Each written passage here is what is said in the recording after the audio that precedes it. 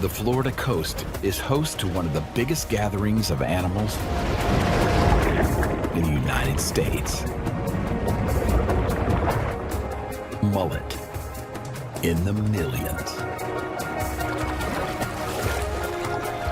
Heading south past Miami Beach toward a very special national park.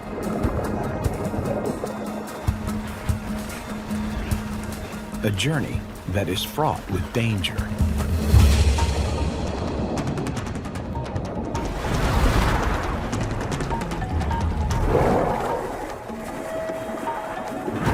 The mullet have 10 miles to go before they reach Biscayne National Park. But first, they need to run a gauntlet of predators.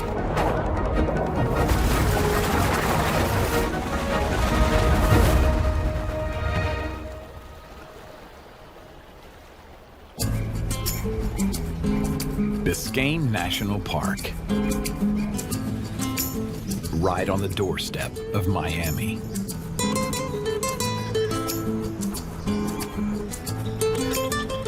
These inviting waters are home to Florida's most iconic animal,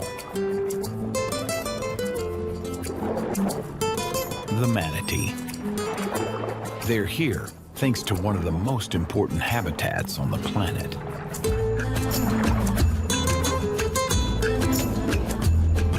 Seagrass meadows,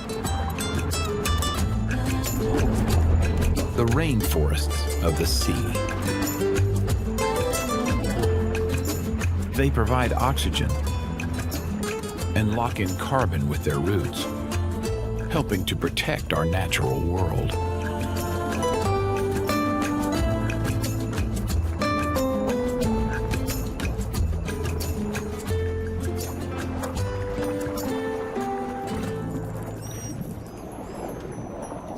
For a manatee mom and her calf,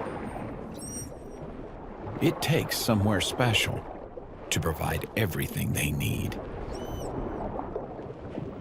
Warm, shallow, sheltered water and seagrass. Lots of it. Mom needs to eat around 66 pounds a day. Luckily, almost half of this park is seagrass.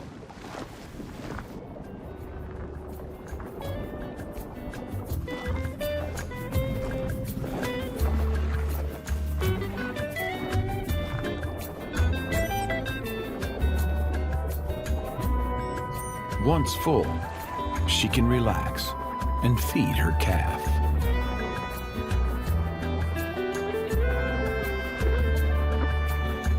The family will spend the summer hunting for the best grazing. Their travels take them past the park's islands. Its tropical mangrove forests.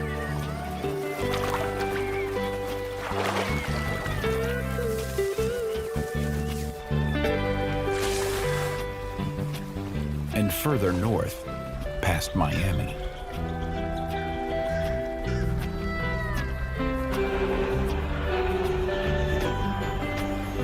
But it won't be easy. Finding good grazing in Florida's waters is becoming difficult for manatee moms. In polluted water, algal blooms smother the seagrass meadows, preventing sunlight from reaching them, and cause the grass to die. Florida has lost 50% of its seagrass beds since the 1950s. As a result, manatees are declining too. But along a coastline struggling to preserve this precious habitat, Biscayne's seagrass meadows are a vital oasis. Manatees are not alone in depending on the seagrass. It's also home to one of the park's smallest inhabitants, The dwarf seahorse, just 1 inch tall, and a surprisingly bad swimmer. To keep from being swept away, they use their tails to hold on.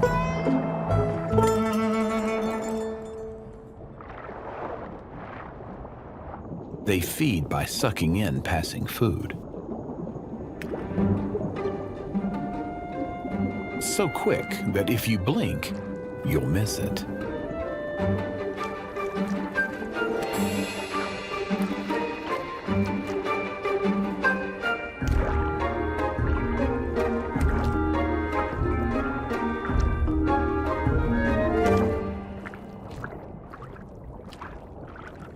But it's their love life that causes a stir. In the seahorse world, males have babies. His partner merely drops her eggs into his kangaroo-like pouch, leaving him to do the rest.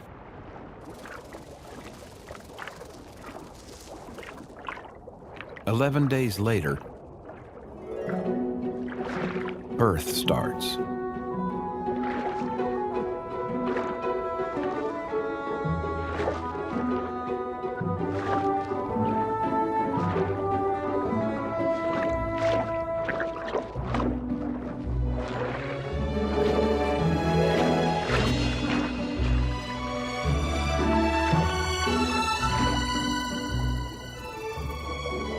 Once out, the little ones are on their own.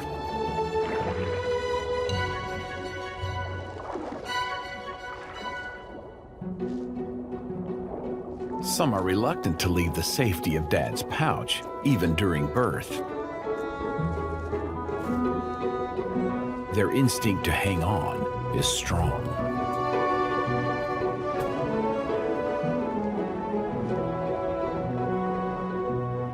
Dad gives birth to up to 16 young at a time.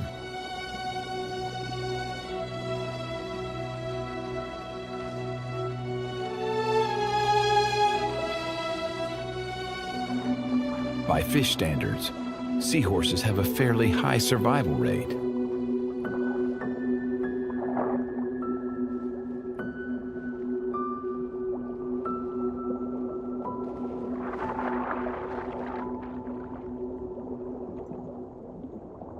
But the future of these tiny critters is heavily reliant on the health of the seagrass beds. Luckily, this youngster's new home is within the protected waters of Biscayne National Park. 95% of it is underwater.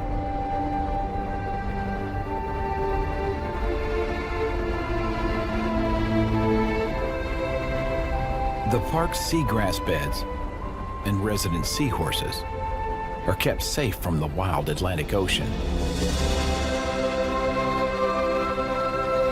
by the third largest coral reef in the world.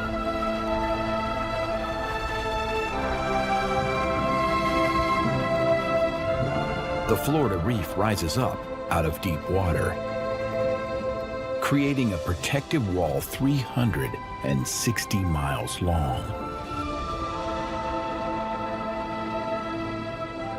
Shielding 6 million people from waves and storm surges.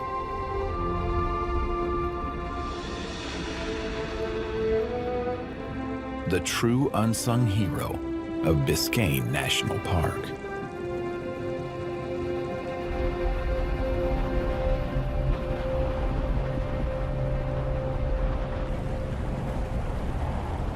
The Coral Barrier Reef marks the park's Atlantic edge. On its western boundary lies an unlikely sanctuary for one of the park's largest predators. Meet the American crocodile. Weighing in at 400 pounds and 10 feet long. Classic ambush hunters. Nothing is off the menu for this crocodile.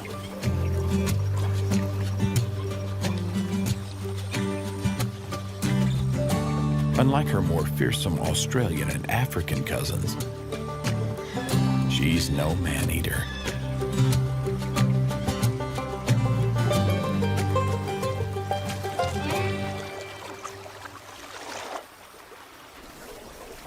Hers is a story of hope and survival. By the early 70s, there were less than 300 American crocodiles left in Florida. Now, there are thousands. Thanks to an unlikely savior. In the 1970s, Turkey Point's nuclear power station was built next door to what would become Biscayne National Park. It's now home to nearly a quarter of the American crocodile population.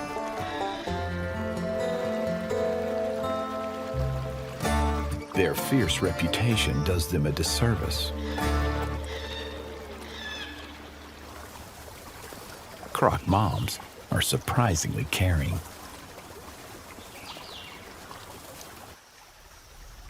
"11 weeks ago, she buried around 30 eggs in this shallow nest.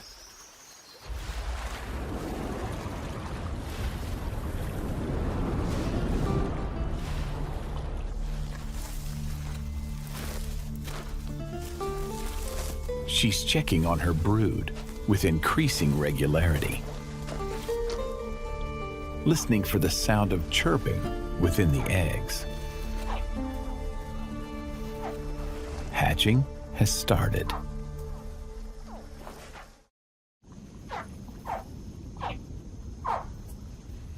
The sound of their siblings chirping from inside the eggs spurs the hatchlings to stage a mass breakout.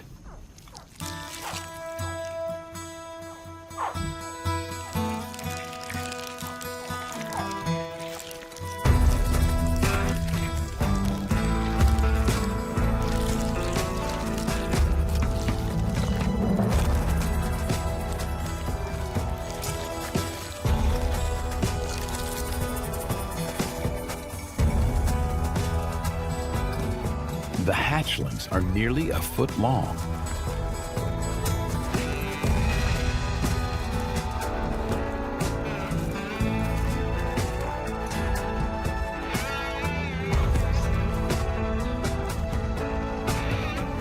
Equipped with sharp teeth and ready to go.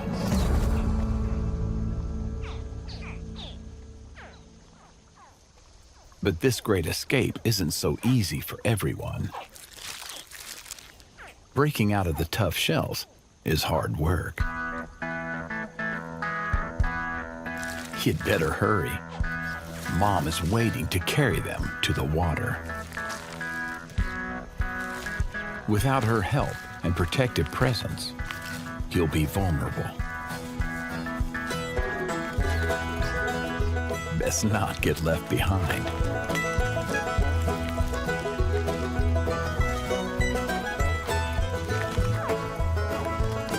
Even if your sibling walks all over you.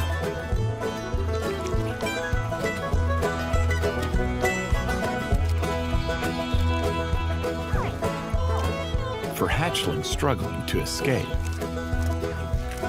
Mom will step in to help.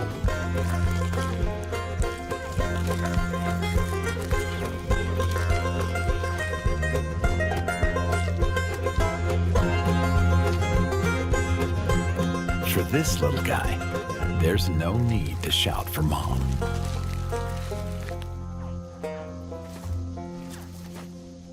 Freedom.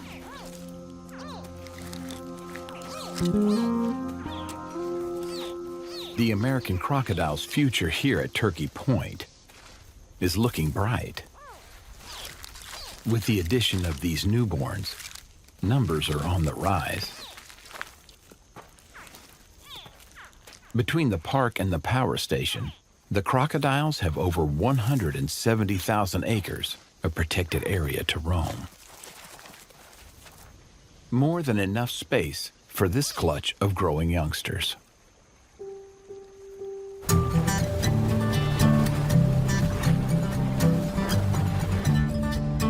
Every corner of Biscayne National Park provides shelter and a home.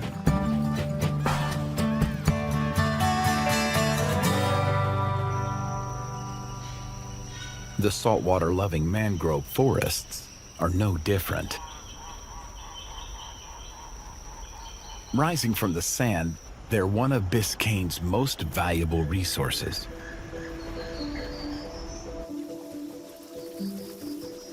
These tangled trees absorb the power from storm surges,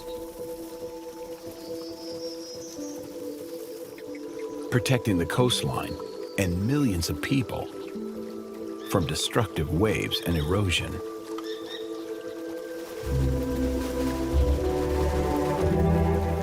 Alongside the seagrass, mangrove forests are a powerful tool in the fight against climate change. They can store 5 times more carbon than tropical forests like the Amazon. The role they play here is priceless.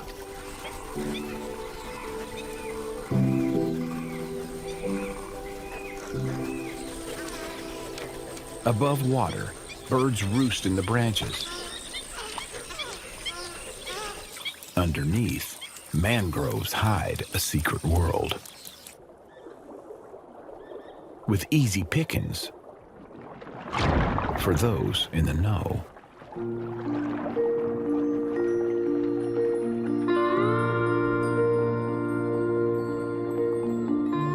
The tightly packed roots of the mangroves are a perfect location for a fish nursery.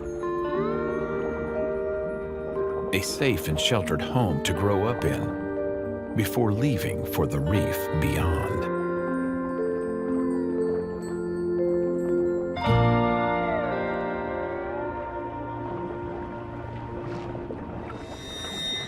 But every neighborhood has its troubles.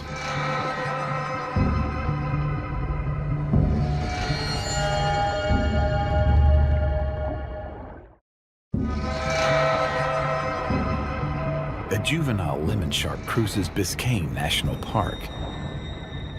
Here to learn one thing: how to hunt.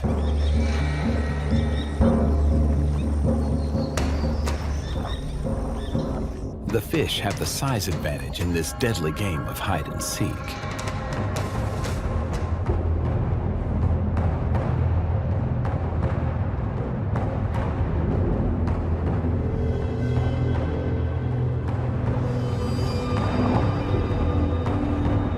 The lemon shark needs to be patient.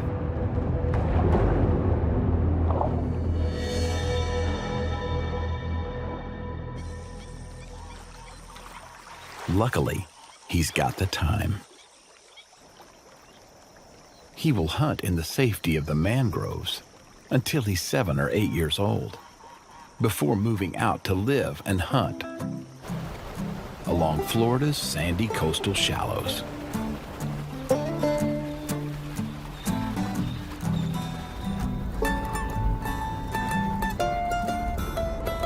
Fish aren't the only ones to use Biscayne National Park as a nursery. Under cover of darkness, and undeterred by an encroaching lightning storm, an old traveler returns to the beaches around Biscayne. A female loggerhead turtle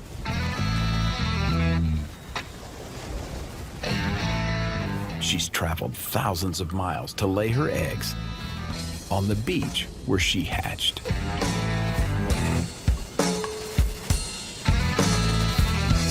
Once in position, she digs a deep enough hole to fit in over 100 eggs.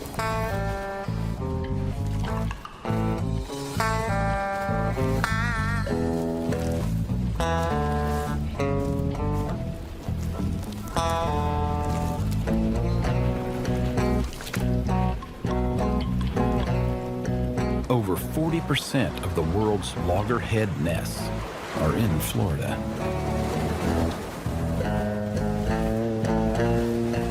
During the summer months, nearly 100,000 nests will be dug by returning turtles.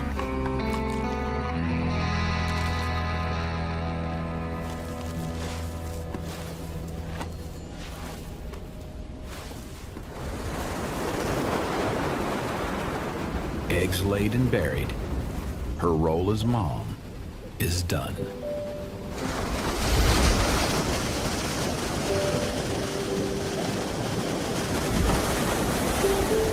It's exhausting work when you're not designed for a life on land.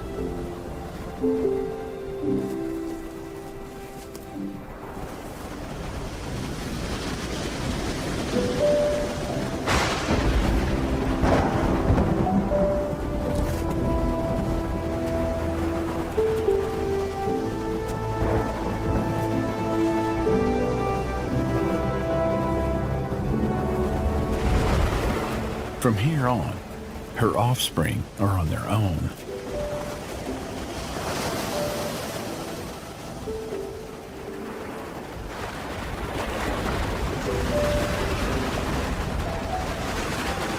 Mom returns to her life as an ocean wanderer.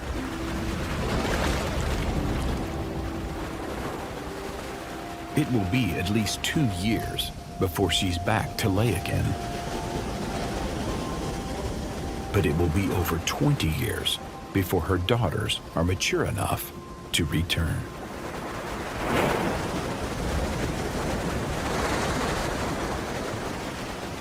Although dominated by water, the park isn't only about marine life. There are 4,000 acres of offshore island keys.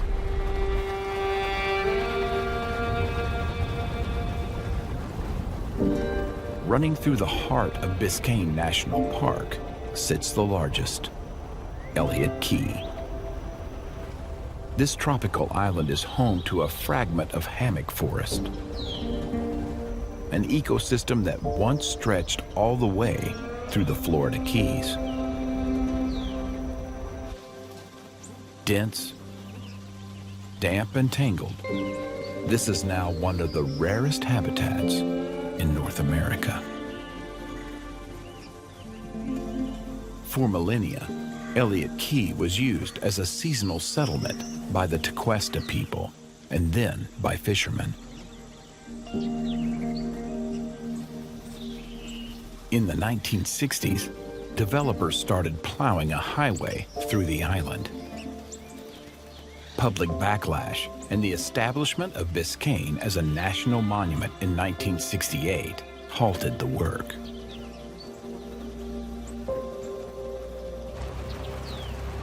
Today, the overgrown highway is delivering some very special cargo.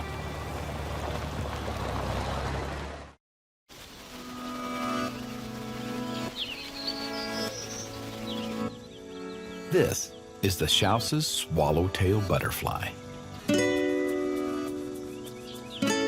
Their undulating flight is perfectly evolved to navigate the tangled ancient trees. They can even fly backward, handy when avoiding avian predators. It's a sight which nearly disappeared. When a survey was done in 2012, only 4 were found in the wild.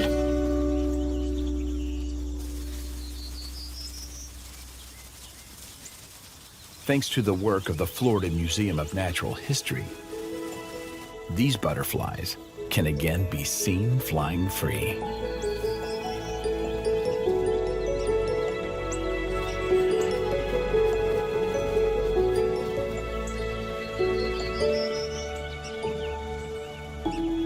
(1,650 captive bred swallowtails have been released.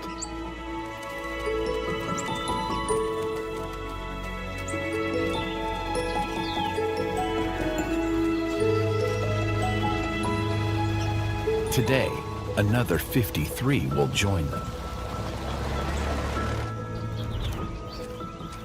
some are pair bonded and ready to help add to the wild population of Elliott Key.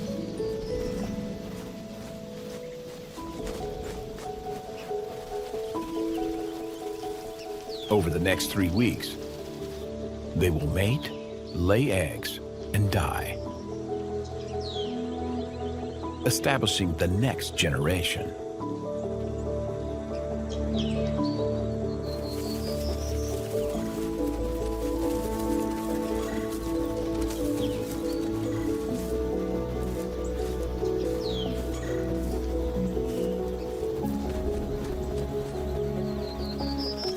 Maybe soon, this dancing butterfly will not need their human matchmakers.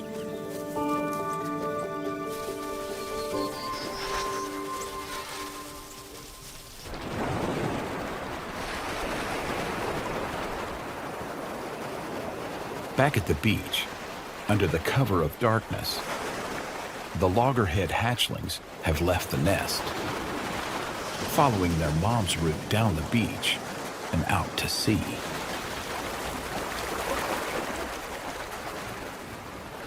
All except one.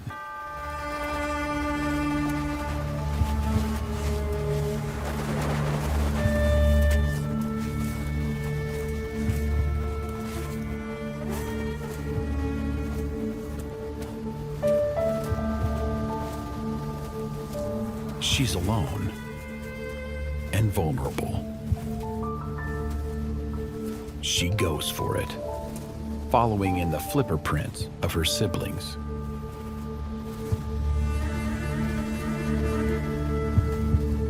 But there's something lurking in the darkness. A ghost crab. Hatchlings can be easy prey.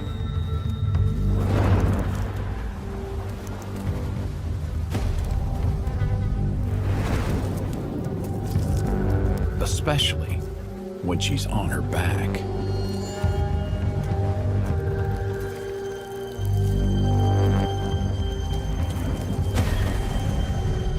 By luck or instinct, flicking sand in her attacker's eye turns out to be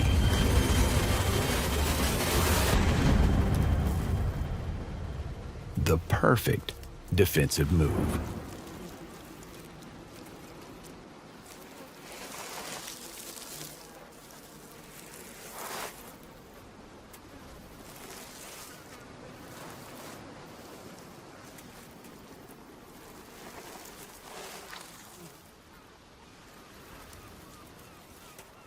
Free at last, she needs to get a move on. With dawn comes a much higher risk of predation from passing birds and raccoons. She's running out of time.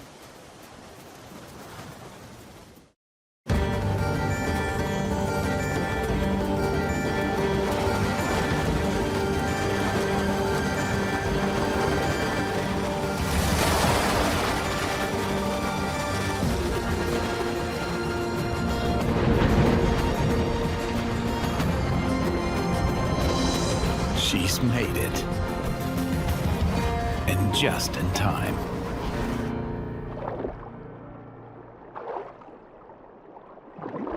She now faces an epic journey. With Biscayne National Park far behind, she's heading out to the Sargasso Sea in the mid-Atlantic. There she will feed amongst the vast rafts of floating seaweed until big enough to navigate the oceans on her own.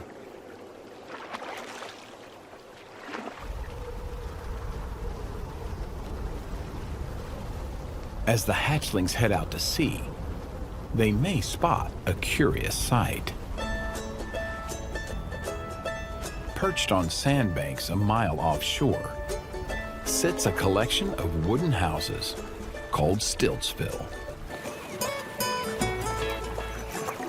Built during the Prohibition era, it was used as an offshore speakeasy for drinking and gambling. At its peak, Stiltsville consisted of 27 houses, a community promoted as being dedicated to sunlight, salt water, and the well-being of the human spirit. Today, things are quieter in the national park, and a different kind of wildlife stops by.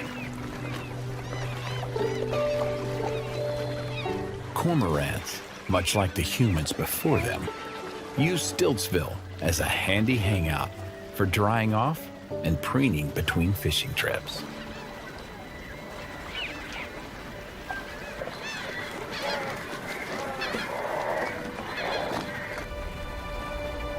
Biscayne National Park is a place on the very edge. Its isolated, battered islands have a unique, timeless quality.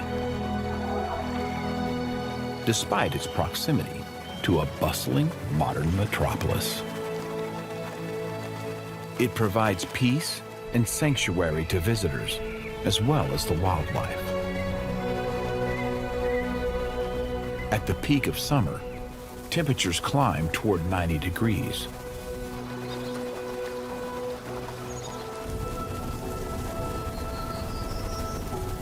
The sun at its height is also at its most powerful. Visitors need to remember their sunscreen. Underwater, even the locals are not immune to the sun's strong rays. To protect from the bleaching power of the sun,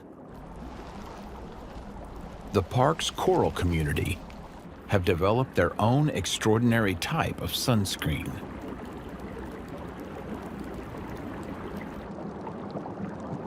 Living inside the coral cells are microscopic algae called zooxanthellae. Fueled by the sun, the algae photosynthesize, giving the coral reef its color. Despite being sun-loving, the algae can be easily damaged by too much ultraviolet light. Their strategy? To make their own sunscreen. They produce a protein which absorbs the light and re-emits it in other colors, only visible to human eyes, under a special blue light. The results are cosmic.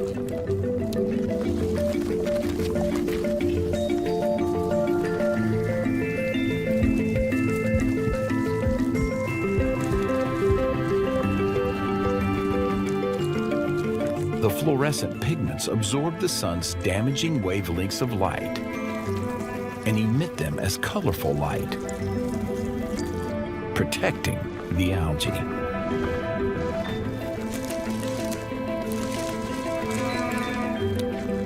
It's so much more than a beautiful spectacle. In areas where the reef is shallow, with no escape from the midsummer sun, this is a life-saving strategy, revealing the remarkable resilience of these tiny superheroes of the reef.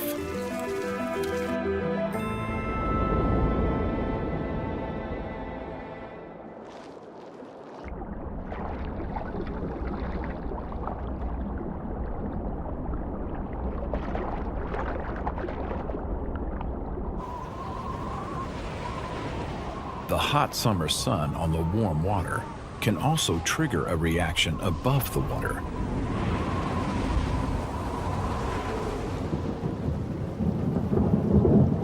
Mile-high cumulonimbus clouds bubble up above the warm ocean, creating a thunderstorm,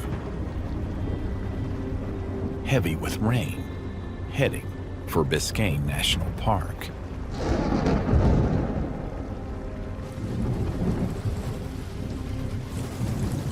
The arrival of the rain and the rising tide threatens a community of thousands.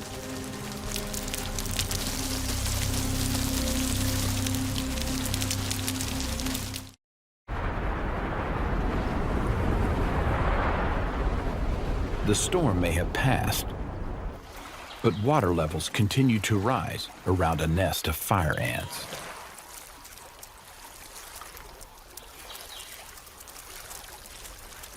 This aggressive, invasive species has few predators, but the rising water will easily drown the ants in their nest.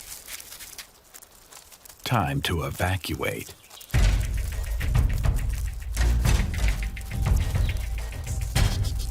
The ants have an ingenious solution.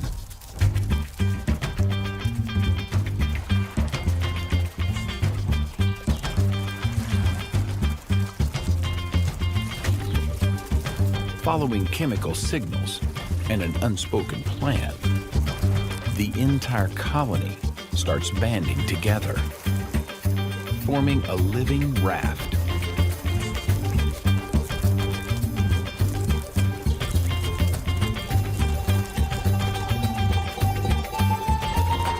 No one is left behind.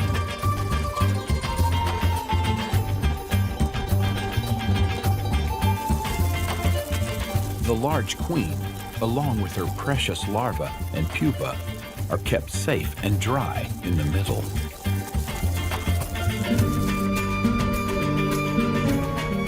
The rest of the ants continually rotate position.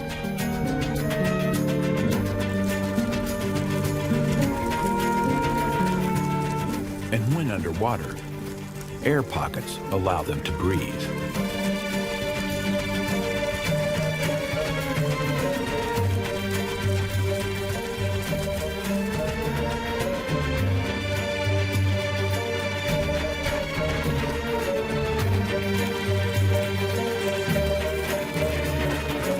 They can remain like this for weeks.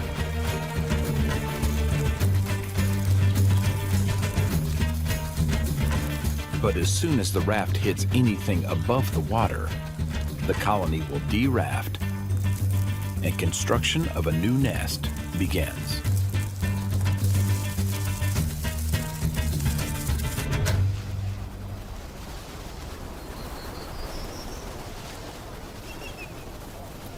Biscayne's visitors change with the seasons. Some prefer the heat, others the cool of winter. The wildlife is no different.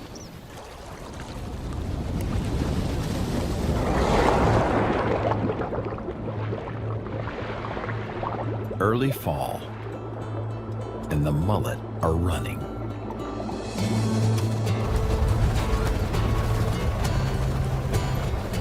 Millions of the banana-sized fish have arrived to travel south along the coast of Florida,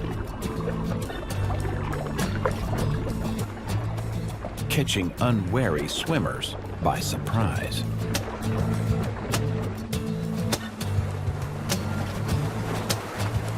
Normally found in the rivers and estuaries of the Carolinas, Florida, and Georgia, the mullet are now traveling south, past the white sands and the high rises of Miami Beach, toward Biscayne National Park. Their aim, to spawn in the warm waters off southern Florida.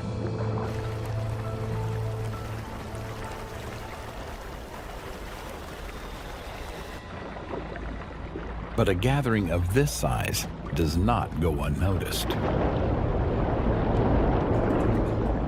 Predators are lured in by the possibility of a feast. Sharks and tarpon patrol the edges, waiting for the perfect moment.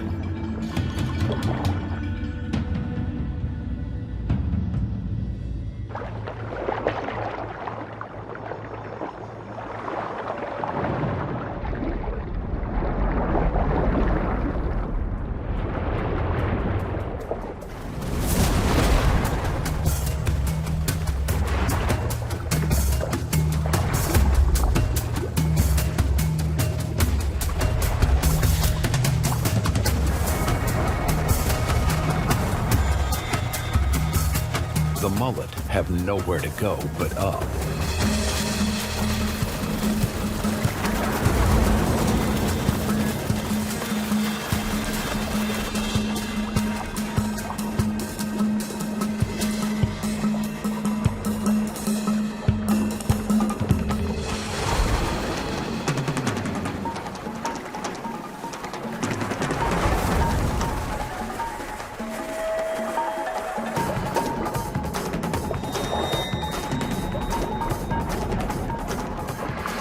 Tarpon attack from the side, the sharks from below.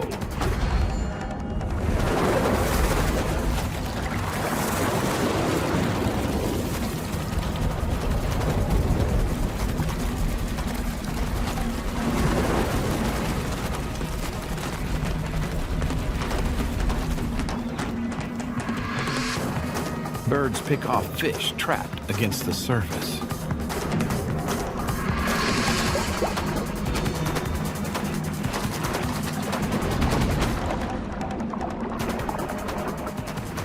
But even with this many hunters, the fish have the odds stacked in their favor.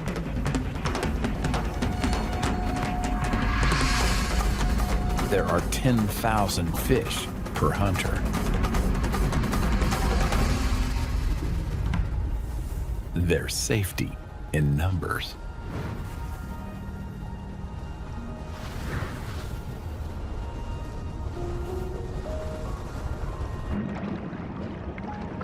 For most, anyway.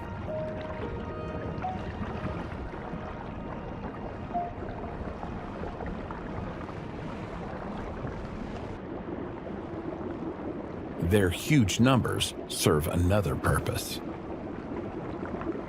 When the time comes to spawn, it works best if everyone goes together. A mass spawning, creating and sending the next generation of mullet out into the blue.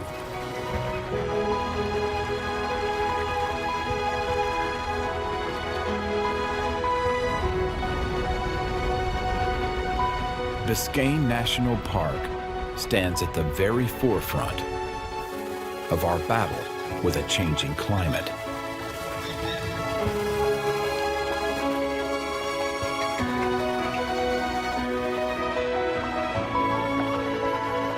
Fighting for it is an army of passionate, dedicated scientists and volunteers, working to ensure the future of the park and its wildlife. In doing so, Biscayne will continue to protect both the human and animal inhabitants of Southeast Florida. A reminder that America's national parks are there for all of us.